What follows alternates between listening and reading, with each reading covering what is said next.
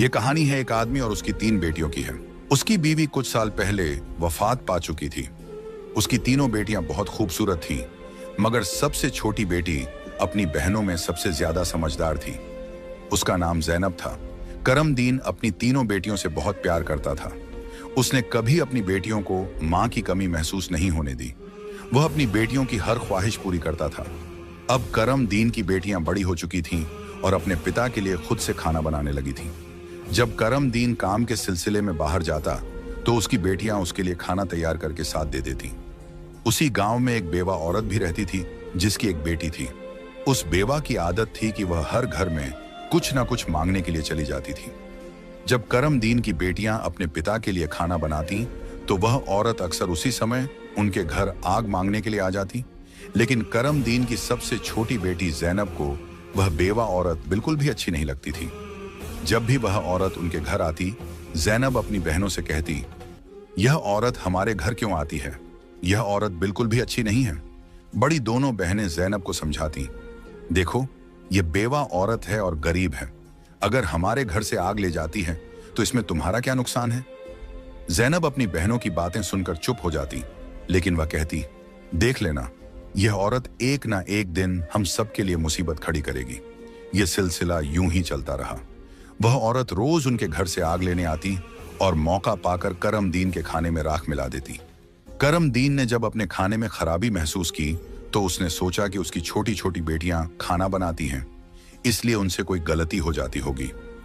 वह अपनी बेटियों से बहुत प्यार करता था और यह बात समझ नहीं पा रहा था कि उसकी बेटियां उसका खाना क्यों खराब कर रही हैं। फिर एक दिन करमदीन ने सोचा, आज मैं अपनी बेटियों पर नजर रखूंगा। आखिर मेरी बेटियां अचानक से मेरे खाने में क्या मिलाने लगी हैं? जब करमदीन की बेटियां खाना बनाने लगीं तो वह छुपकर उन्हें देखने लगा। उसकी बड़ी बेटी साफ पानी से चावल धो रही थी, छोटी बेटी सालन बना रही थी और सबसे छोटी बेटी ज़ैनब बर्तन साफ कर रही थी, जिन बर्तनों में खाना डाला जाना था। कुछ ही देर में खाना पककर तैयार हो गया। खाने में कोई खराबी नहीं थी। करमदीन परेशान था, लेकिन फिर अचानक उसने जो देखा उससे उसके पैरों तले जमीन खिसक गई। उसने देखा कि वही बेवा औरत उनके घर आग लेने आई है और उसकी छोटी बेटी ज़ैनब उससे बहस कर रही है। वहीं उसकी दूसरी बहनें ज़ैनब को समझा रही थीं, कोई बात नहीं ज़ैनब, ये बेवा औरत है, इसे आग लेने दो, बड़ी बहन ने कहा। लेकिन उस बेवा औरत ने आग लेने के बहाने नजरें बचाकर करमदीन के खाने में राख मिला दी और सारा खाना खराब कर दिया। यह देखकर करमदीन को बहुत गुस्सा आया। दूसरे दिन करमदीन ने उस बेवा औरत को अपने घर बुलाया और गुस्से में पूछा, तुम्हारी हिम्मत कैसे हुई मेरा खाना खराब करने की? वह औरत बड़ी नाटकीय अंदाज में करमदीन के पास आई और उसके सीने पर हाथ फेरते हुए कहने लगी, अरे, मैं तो यह देख रही थी कि तुम सच में अपनी बेटियों से प्यार करते हो या नहीं। खाना खराब होने पर तुम उन्हें डांटते हो या नहीं। लेकिन तुम तो बड़े अच्छे इंसान निकले, अपनी बेटियों से बहुत प्यार करने वाले। तुमने तो मेरी चोरी फौरन पकड़ ली। अब मुझे यकीन हो गया है कि तुम अपनी बेटियों से बहुत प्यार करते हो। आइंदा ऐसा कुछ नहीं होगा। करमदीन उसकी बातों और उसके नाटक पर यकीन करने लगा, क्योंकि वह बेवा औरत खूबसूरत थी। करमदीन उसके व्यवहार से प्रभावित होकर कुछ भी कहने की बजाय उसे अपनी पत्नी बनाने का फैसला कर बैठा। कुछ ही दिनों में उसने अपनी बेटियों की इजाजत के बिना उस बेवा औरत से शादी कर ली और उसे अपने घर ले आया। शादी के कुछ ही दिनों बाद वह बेवा औरत करमदीन की तीनों बेटियों से सख्त नफरत करने लगी। वह चाहती थी कि किसी भी तरह करमदीन की बेटियां इस घर से निकल जाएं। उसने उन्हें घर से निकालने के लिए तरह तरह के मंसूबे बनाने शुरू कर दिए। वह सोचती थी कि अगर बेटियां घर से चली जाएंगी तो वह और उसकी अपनी बेटी आराम से ऐश की जिंदगी जी सकेंगी। साथ ही करमदीन का पूरा ध्यान सिर्फ उसी और उसकी बेटी पर रहेगा। वह जानती थी कि करमदीन अपनी बेटियों से बहुत मोहब्बत करता है और उन्हें जरा भी दुखी नहीं देख सकता। उसकी अपनी बेटी हमेशा कीमती कपड़े पहनकर घूमती रहती थी, जिससे वह मॉडर्न लगती थी। लेकिन सौतेली मां ने करमदीन की तीनों बेटियों को घर का सारा काम करने पर मजबूर कर दिया। वह उन्हें ठीक से पेट भर खाना भी नहीं देती थी और धीरे धीरे उनकी दूसरी जरूरतें भी कम कर दी।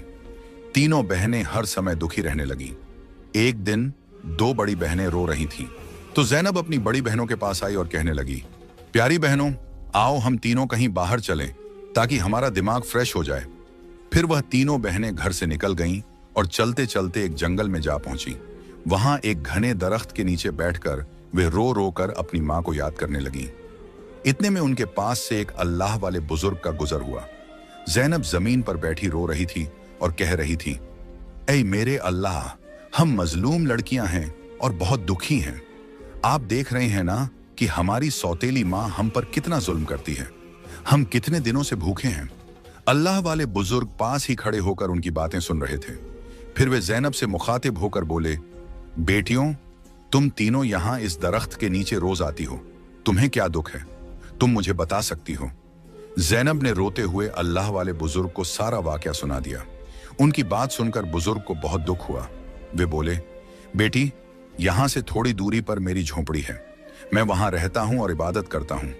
मेरी झोंपड़ी के बाहर एक अनार का दरख्त लगा है जिस पर पके हुए अनार लगे हुए हैं। तुम जाओ और उस दरख्त से जितने मर्जी अनार तोड़कर खा लो। यह सुनकर तीनों लड़कियां खुशी खुशी उस झोंपड़ी के पास पहुंची। उन्होंने देखा कि दरख्त पर बहुत ही खूबसूरत और रसीले अनार लगे हुए हैं। तीनों ने एक एक अनार तोड़ा और बैठकर मजे से खाने लगी। जब उनका पेट भर गया तो उन्होंने बुजुर्ग का शुक्रिया अदा किया और घर वापस आ गईं। इसके बाद जब उनकी सौतेली माँ उन्हें खाना नहीं देती तो वे रोज जंगल जाती और उन अनारों को खाकर अपना पेट भर लेती। धीरे धीरे उन्होंने अपनी माँ का दिया हुआ खाना बिल्कुल छोड़ दिया। अब उनकी सौतेली माँ सोचने लगी, मैं इन लड़कियों को खाने को कुछ नहीं देती। मैं इनसे इतना काम करवाती हूँ, उन्हें जलील करती हूँ, फिर भी इनके चेहरे पर एक अजीब सी चमक है।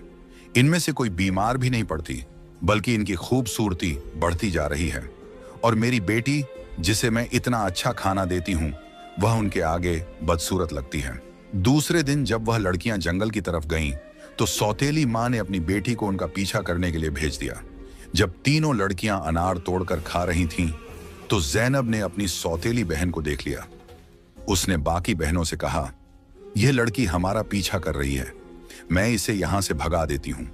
फिर जैनब ने अपने हाथ में पकड़ा अनार छुपा लिया और बोली, अगर यह सब कुछ अपनी मां को बता देगी तो यह हमारे लिए परेशानी का कारण बन सकती है। लेकिन जैनब की दूसरी बहनें बोली, जैनब, तुम कैसी बातें कर रही हो? यह बेचारी बेकसूर है। जैनब की बड़ी बहनें बोली, हमारी सौतेली मां तंग करती हैं, यह तो हमें कुछ नहीं कहती। इसके बाद तीनों बहनों ने अपनी सौतेली बहन को पास बिठाया और उसे एक अनार पकड़ा दिया। लेकिन सौतेली बहन ने अनार नहीं खाया और जल्दी से अपनी मां के पास जाकर कहने लगी, मां, वे लड़कियां भूखी नहीं रहती, वे तो जंगल में एक दरख्त से अनार तोड़कर खा लेती हैं।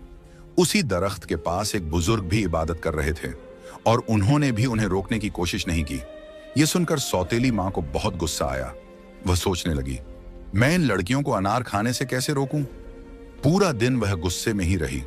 जब शाम को करमदीन काम से घर वापस आया तो उसने अपनी बीवी को परेशान देखा। वह बोला, तुम्हें क्या परेशानी है? क्यों इतनी उदास बैठी हो? वह कहने लगी, मेरे सिर में बहुत तेज दर्द है और यह किसी दवा से ठीक नहीं होगा। करमदीन ने पूछा, तो फिर कैसे ठीक होगा? वह तुरंत बोली, जंगल में एक अनार का दरख्त है जिस पर लाल लाल अनार लगे हैं। अगर तुम उस दरख्त को जड़ से कटवा दो और उसकी जड़ें उबालकर दवा बना लो और मेरे माथे पर लगाओ तो मेरा सिर दर्द ठीक हो सकता है। करमदीन ने कहा, बस इतनी सी बात। फिर उसने कुछ आदमियों को बुलाया और उन्हें पैसे देकर कहा, जंगल में एक अनार का दरख्त है, तुम लोग उसे जड़ से उखाड़ फेंको और उसकी जड़ें मुझे लाकर दो। कुछ ही घंटों में वे आदमी उस दरख्त को जड़ से उखाड़कर उसकी जड़ें करमदीन के पास ले आए। करमदीन ने जल्दी से आग जलाई और उन जड़ों से दवा बनाकर अपनी बीवी के माथे पर मलने लगा। थोड़ी ही देर में उसकी बीवी कहने लगी, अब मुझे आराम है। अगले दिन जब तीनों बहनें जंगल गईं, तो उन्होंने देखा कि अनार का दरख्त किसी ने जड़ से उखाड़ दिया है। यह देखकर वे बहुत परेशान हो गईं और सोचने लगी, अब हम क्या खाएंगे? तभी वे तीनों लड़कियां वहीं बैठकर रोने लगी। उनके रोने की आवाज सुनकर अल्लाह वाले बुजुर्ग अपनी झोंपड़ी से बाहर आए। वे समझ गए कि लड़कियां क्यों रो रही हैं। वे बोले, इसमें रोने की क्या बात है? अल्लाह तुम्हें इससे भी बेहतर कुछ देगा। फिर अल्लाह वाले बुजुर्ग ने अपनी उंगली से जमीन की तरफ इशारा किया और वहां पर एक छोटी सी नदी बन गई जिसमें पानी की जगह दूध बह रहा था। उन्होंने उन लड़कियों को एक मिट्टी का प्याला दिया और कहा, जहां से जितना मर्जी हो दूध पियो। लड़कियां बहुत खुश हुईं और मिट्टी के प्याले में दूध भरकर पीने लगीं। जब उनका पेट भर गया तो वे बुजुर्ग का शुक्रिया अदा करके घर वापस आ गईं। इसके बाद उनका रोज का यह मामूल हो गया कि वे तालाब के पास जाती और मिट्टी के प्याले में दूध भरकर पी लेती। उनकी सौतेली माँ उनकी सेहत देखकर हैरान थी।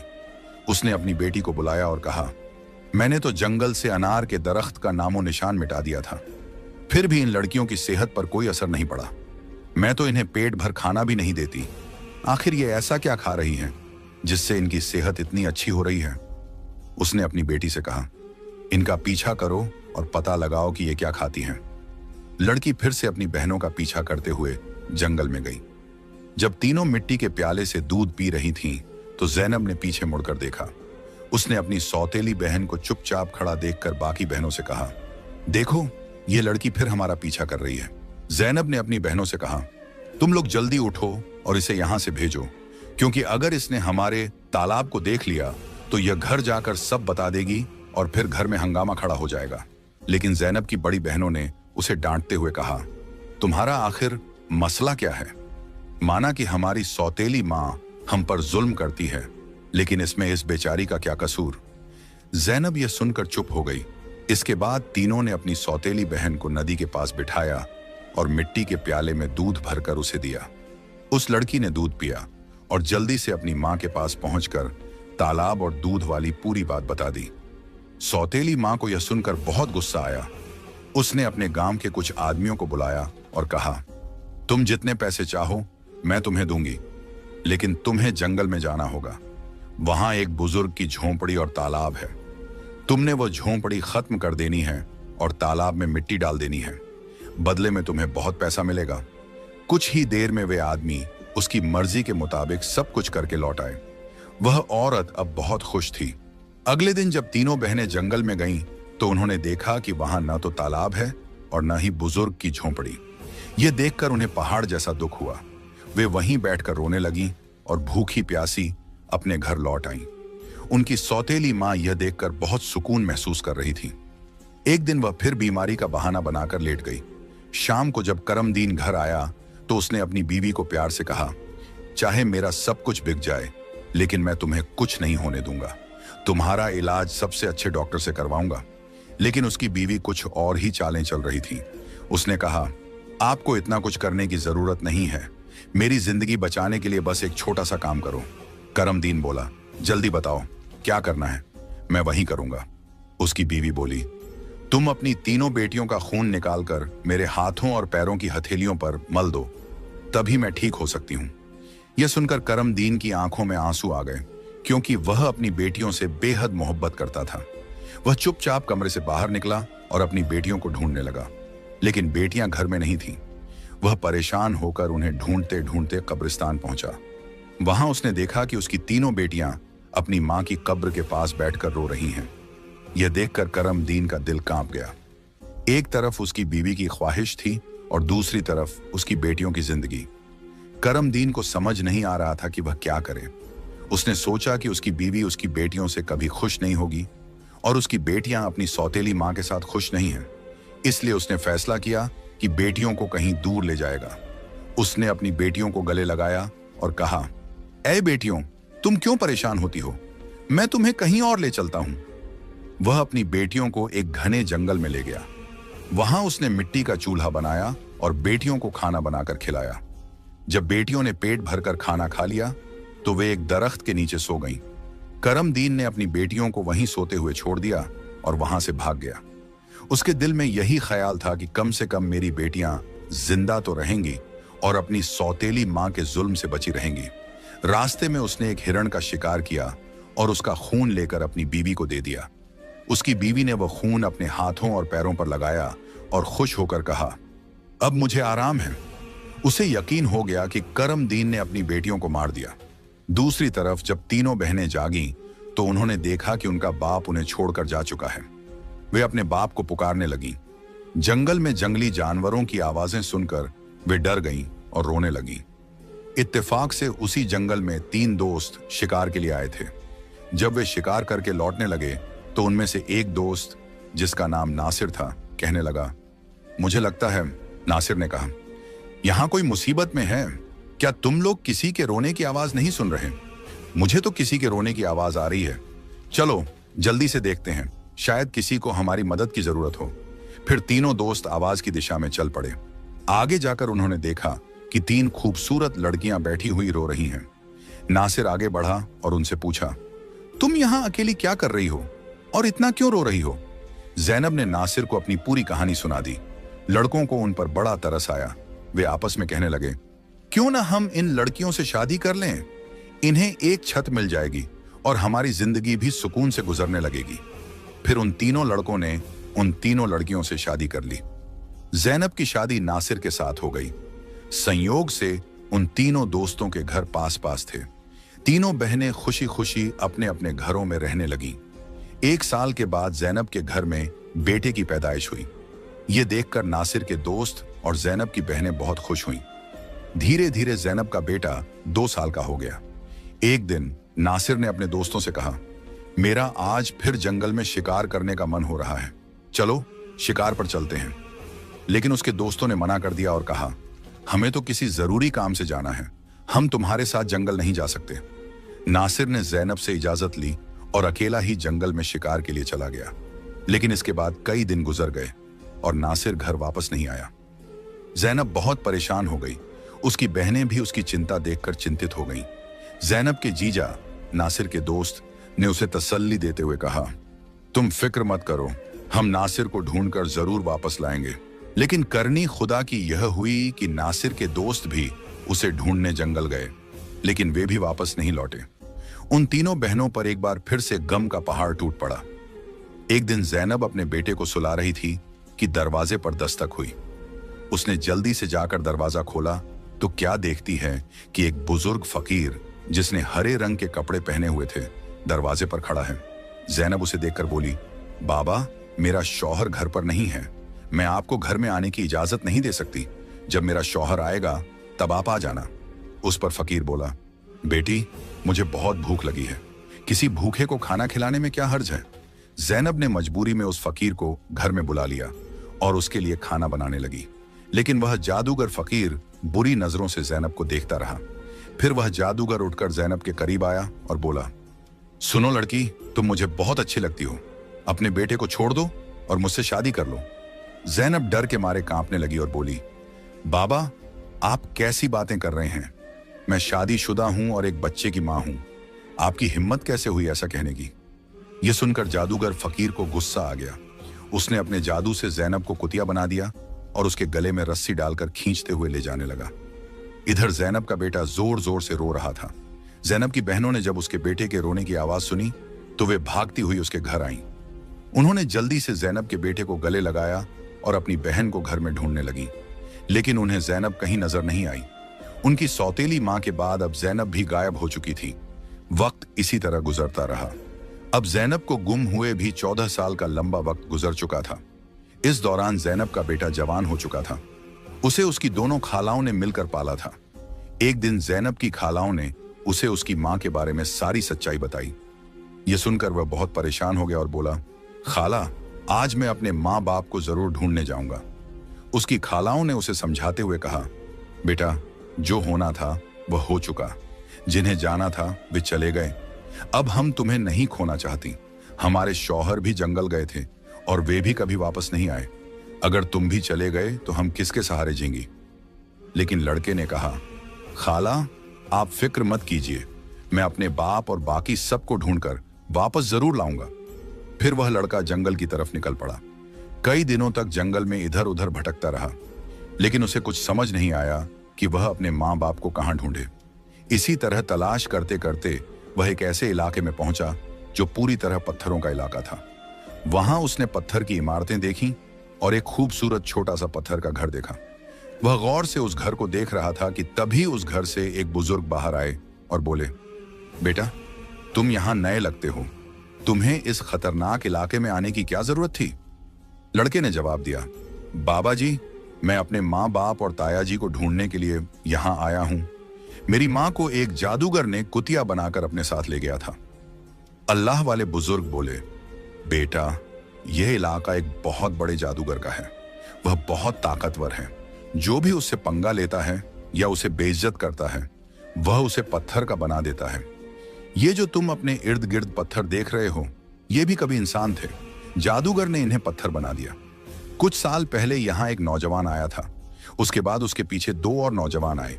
जादूगर ने उन्हें पेड़ और पत्थर में बदल दिया और उसने एक नेक पाकीज़ा लड़की को भी 12 साल से कैद करके रखा है। वह जादूगर उस लड़की से शादी करना चाहता है, लेकिन वह लड़की किसी भी तरह मान नहीं रही। बुजुर्ग की बातें सुनकर लड़का सोचने लगा, यकीनन यह लड़की मेरी माँ है और ये लोग मेरे ही परिवार के लोग हैं। आखिरकार मैंने अपनों को ढूंढ ही लिया। इसके बाद लड़के ने बुजुर्ग को अपनी सारी कहानी बताई और कहा, बाबा जी, आप मेरी मदद करें। इन लाचार लोगों को बचाने का कोई तरीका बताएं। बुजुर्ग, जिनकी झोंपड़ी को कभी जैनब की सौतेली मां ने जला दिया था, मुस्कुराए और बोले, बेटा, अल्लाह हमेशा नेक दिल वालों की मदद करता है। तुम्हें हिम्मत नहीं हारनी चाहिए। अल्लाह वाले बुजुर्ग मजबूरन इस खतरनाक इलाके में आकर रहने लगे। उन्होंने लड़के से वादा किया, मैं तुम्हारा साथ जरूर दूंगा। बुजुर्ग सोचने लगे, क्या पता इस लड़के की मां को छुड़वाने से बाकी कैदियों को भी जादूगर की कैद से आजादी मिल जाए। बुजुर्ग ने बाकी गांव वालों को बताया, यह मेरा पोता है जो दूसरे गांव से मुझसे मिलने आया है। जब जादूगर को शक हुआ कि गांव में कोई नया लड़का आया है, तो वह तुरंत अल्लाह वाले बुजुर्ग के पास पहुंचा और पूछने लगा, यह कौन है? बुजुर्ग ने जवाब दिया, यह मेरा पोता है। इस तरह जादूगर और लड़के की मुलाकात हुई। लड़का अपनी पहचान छुपाकर जादूगर से मिलने लगा। जादूगर ने लड़के को देखकर कहा, तुम बहुत समझदार लगते हो और अपने दादा की तरह नेक और मासूम हो। कल तुम मेरा एक काम करोगे। मैं तुम्हें एक इमारत में भेजूंगा जहां एक लड़की को मेरा पैगाम देना है। मैं उससे शादी करना चाहता हूं। लड़का समझ गया कि वह अपनी मां से मिलने जा रहा है। वह बहुत खुश हुआ और सोचने लगा कि वह अपनी मां के लिए फूल ले जाएगा। उसने योजना बनाई कि वक्त आने पर वह अपनी मां को पहचानने के लिए अपनी पहचान जाहिर करेगा। जैनब की शादी के वक्त नासिर ने उसे एक अंगूठी दी थी जिस पर उसका नाम लिखा हुआ था। बाद में जैनब ने वह अंगूठी अपने बेटे को पहना दी थी। सालों बाद वह अंगूठी बढ़ाकर दोबारा बनाई गई और लड़के ने अब भी वही अंगूठी पहनी हुई थी। अल्लाह वाले बुजुर्ग ने लड़के से कहा, अपनी अंगूठी को फूलों के गुलदस्ते में छुपा दो। जब तुम्हारी मां इसे देखेगी तो वह तुरंत तुम्हें पहचान लेगी। लेकिन यह काम आसान नहीं होगा। जादूगर ने जैनब की निगरानी के लिए एक चौकीदार तैनात कर रखा है जो हर वक्त सख्ती से नजर रखता है। जादूगर अल्लाह वाले बुजुर्ग की बहुत इज्जत करता था और उनके पोते को नेक समझता था। उसने लड़के को गुलदस्ता देकर रोजाना जैनब के पास भेजना शुरू कर दिया। लड़के की कम उम्र महज 14 साल की वजह से जादूगर को उस पर कोई शक नहीं हुआ। जैनब को एक कमरे में कैद करके रखा गया था जहां किसी मर्द को जाने की इजाजत नहीं थी। लड़का रोजाना गुलदस्ता लेकर जैनब के पास जाता और वहां जादूगर की एक दासी हमेशा जैनब के साथ रहती। एक दिन किस्मत ने लड़के का साथ दिया। ऐसा मौका मिला जब कमरे में जैनब के सिवा कोई नहीं था। लड़के ने जल्दी से अपनी उंगली से अंगूठी उतारी और फूलों के गुलदस्ते में छुपाकर जैनब के कदमों में रख दिया। जैसे ही गुलदस्ता जमीन पर रखा, अंगूठी की आवाज हुई। जैनब ने हैरानी से गुलदस्ता उठाया और फूलों में बंधी अंगूठी को पहचान लिया। यह वही अंगूठी थी जो उसने सालों पहले अपने बेटे को पहनाई थी। जैनब की नजरें फौरन गुलदस्ता लाने वाले लड़के की तरफ उठीं। दोनों की नजरें मिलते ही हकीकत साफ हो गई। जादूगर ने जैनब को कैद कर रखा था, लेकिन उसका बेटा अपनी मां को आजाद कराने का मंसूबा बनाने लगा। जैनब ने जादूगर से शादी की रजामंदी जताई और उसकी ताकत का राज मालूम किया। जादूगर ने बताया कि उसकी जान एक तोते में है जो एक पिंजरे में बंद है और एक घने जंगल के दरख्त के नीचे सख्त पहरे में रखा गया है। जैनब ने यह राज अपने बेटे को बताया, लेकिन उसे खतरे से बचाने के लिए जाने से मना किया। फिर भी बेटे ने अपनी मां को यकीन दिलाया कि वह कामयाब होकर लौटेगा।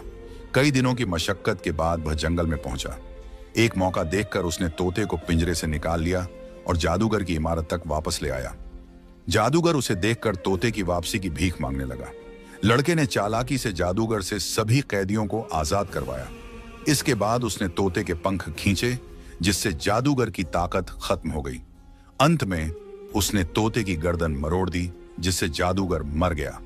लड़के ने अपनी मां जैनब, पिता नासिर और बाकी सभी कैदियों को आजाद कराया। फिर वह सब अल्लाह वाले बुजुर्ग के पास पहुंचे। सबने बुजुर्ग का शुक्रिया अदा किया और अपने घर लौट आए। ज़ैनब की बहनें अपने शौहर से मिलकर बहुत खुश हुईं, जो जादूगर की कैद में सालों तक रहे थे। उनके पिता, जो अपनी बेटियों को खोने के गम में डूबे थे, उन्हें सही सलामत देखकर खुशी से रोने लगे। उन्होंने बेटियों से माफी मांगी और बताया कि उनकी बीवी की साजिशों की वजह से यह सब हुआ। बेटियों ने अपने पिता को तसल्ली दी और कहा, हम अपनी जिंदगियों से खुश हैं। उनके पिता ने बताया कि उनकी सौतेली मां, जो उन पर जुल्म करती थी, एक गंदी बीमारी का शिकार होकर इस दुनिया से चली गई। इसके बाद सब ने खुशी और सुकून के साथ अपनी जिंदगी गुजारनी शुरू की।